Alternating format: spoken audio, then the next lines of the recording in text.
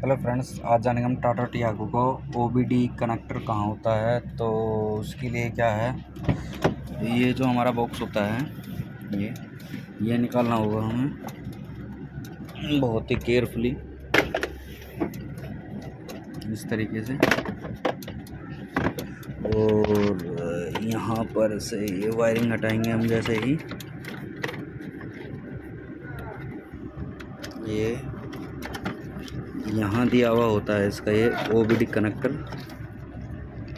जैसे कि आप देख ही पा रहे हो। ये इसका OBD कनेक्टर